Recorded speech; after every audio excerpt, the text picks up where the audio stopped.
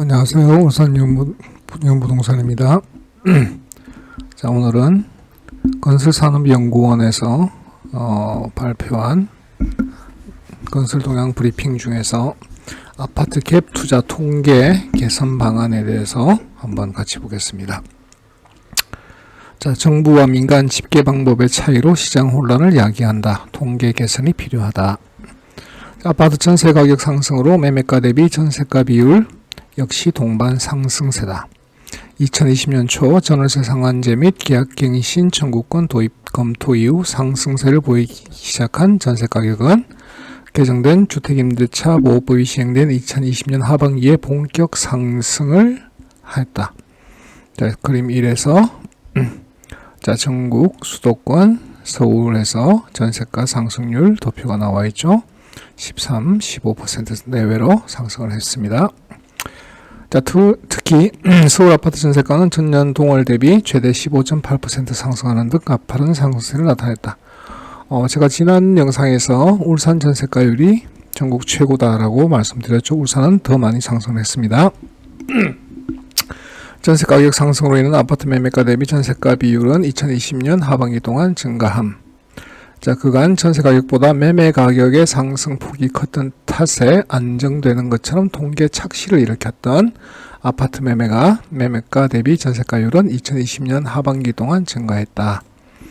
작년에 그 얘기가 있었죠. 전세가 안정화됐다라는 게 결국은 뭐냐, 통계 착시다라는 얘기입니다.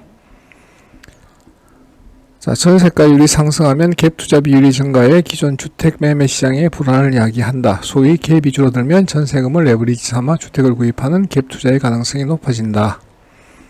자, 과거 시장 흐름으로 유추해 볼 때 경기 화랑기 전세가 상승은 매매가 하방 경직성에 영향을 미쳐 당연하죠. 전세가율이 높아질수록 매매가가 하방으로 내려올 가능성이 점점 더 작아지게 되는 거니까요. 자, 규제로 전세자금 대출과 아파트 매입을 병행하기 어려우나 여전히 빈틈은 남아있고 금융규제 강화로 주택 구입이 어려워졌다는 점을 감안하면 기존 주택 매매 시장의 불안 야기 가능성이 있다. 특히 비교적 금융규제가 덜한 9억 원 미만 아파트에 대한 수요가 증가할 수 있다. 자, 이것이 9억 원 이하의 아파트를 급격하게 9억 원대로 밀어 올리는 이유가 되기도 하겠죠. 자, 갭 투자 비율에 대한 통계 2021년 5월 기준 공공은 52%, 민간은 13.5%로 그 차이가 3.8배로 차이를 보이고 있습니다. 자, 갭 투자 비율은 공공과 민간에서 각각 계산해 제공하는데 수치간 차이가 3.8배에 달한다. 자, 공공에서는 어떻게 하느냐? 갭 투자 비율에 대한 공공 제공 통계는 대체로 국민에게 공개되지 않는다. 갭 투자의 정의 역시 광범위해 실제 갭 투자 비율 대비 높을 것으로 추정된다. 자, 정부에서는 갭 투자 비율을 국민에게 제공하는 것은 부동산 대책의 보조자료로 제시할 경우에 하나며 그 이외에는 국회 자료 요구권에 의한 국회의원 요청에 의해서만 제공돼 활용도가 저하되어 있다. 자, 어떻게 갭 투자라고 하느냐? 자금 조달 계획서상 임대료, 승계, 구매는 모든 거래를 갭 투자로 정의한다. 그러니까 전세를 끼고 사는 걸 전부 다 갭 투자로 정의를 한다는 얘기입니다.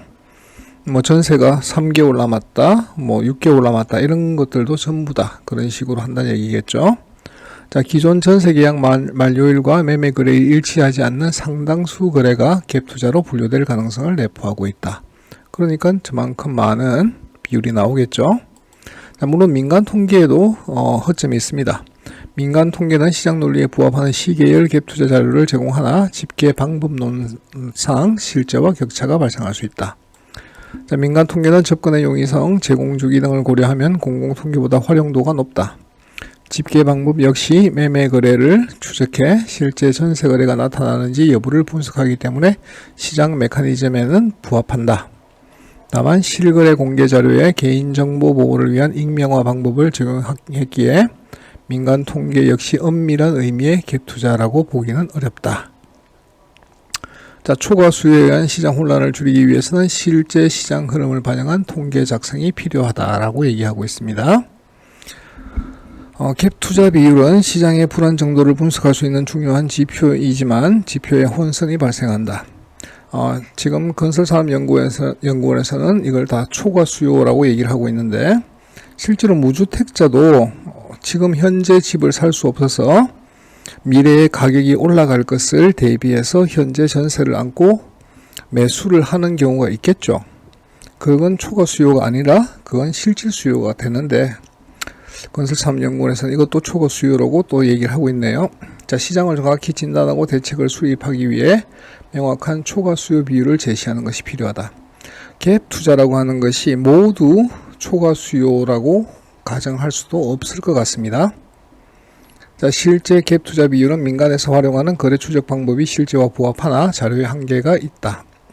공공에서는 부동산 거래 관리 시스템을 통해 매매 거래가 일어난 주택을 특정할 수 있으므로 당해 주택에서 실제로 전세 거래가 일어나는지 여부를 파악해 시계열 데이터를 공개할 필요가 있다. 다시 말하면 자, 매수자가 현재 전세 계약자와 거래를 얼마나 더 지속하는가, 그런 것들을 시계열로 데이터를 제공하면 좀 더 정확하게 갭 투자 비율이 나올 수 있다라는 얘기가 되겠죠.